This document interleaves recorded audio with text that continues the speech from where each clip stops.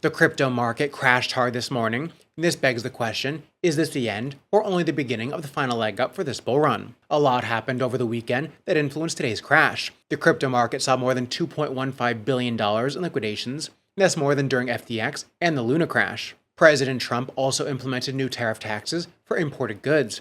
He hit Canada, Mexico, and China with this, and as a result, the crypto market lost $12.7 billion in market cap per hour since this trade was started. That was Friday afternoon, and that's a total of $760 billion during the last 60 hours.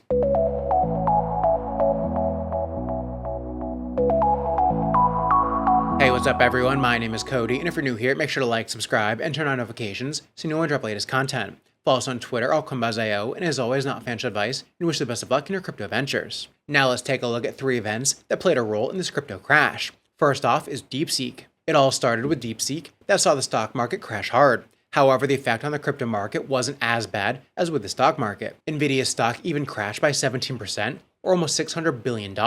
This marked the greatest single-day market cap loss in a day in US history. And in crypto, the AI sector took a hit. Now, Marty Party's X account has been following some major centralized exchanges recently, and he pointed out that they manipulate the market with the market makers. On his timeline, he backs this up with proof of on-chain transactions. For example, he shows that Binance sent $100 million to Wintermute, and in turn, Wintermute sells this on Binance to force capitulation. And afterwards, Binance buys back at a lower price. Here's another great example of how Binance and Wintermute played this with Sol. But don't be mistaken, it's not only Binance. Other big exchanges like Coinbase play the same game. These are only some of the samples he provides. You can find more samples like this on his timeline. In the end, this is as good as a fire sale as they come. And yes, I understand that you're tired of hearing this by now, but make sure not to get shaken out now. Only buy a spot and don't use leverage right now. And in a moment, I'll discuss good projects to buy during this dip, so keep watching until the end. Now, the second and biggest reason for the crash is the tariff war that President Trump has started.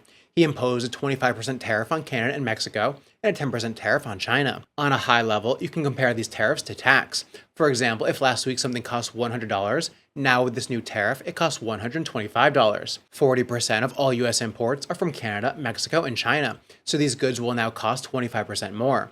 This includes, for instance, $80 billion in auto industry imports per year. The new tariff will add around $3,000 to the price of a new car in the US, and currently the US sells 16 million cars per year. Crude oil from Canada at $97 billion per year, and phones from China, $55 million per year, are also impacted. On the other hand, it strengthened the US dollar, and that's because now there's less demand for foreign currencies. But Trump also has a bit of an edge. The US imports 14% from Canada and 15% from Mexico. However, both countries import around 80% from the US.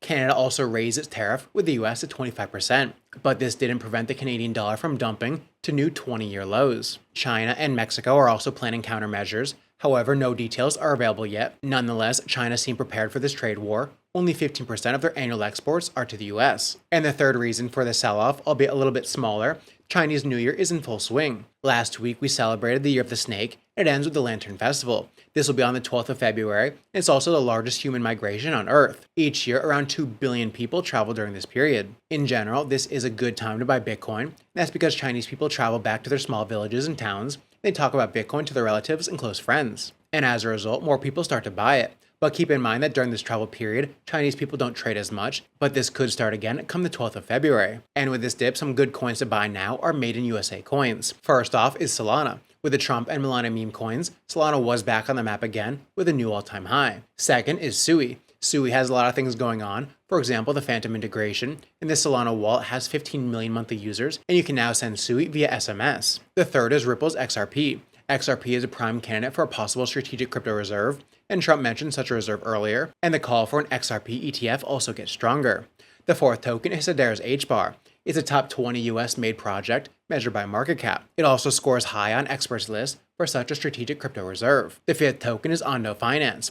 Despite a massive token unlock, the price didn't dump. It's also one of the top players in the hot RWA sector. And the last token is Hyperliquid's Hype. It's the only non-US made pick, but it's one of the few tokens that held its ground during this dip.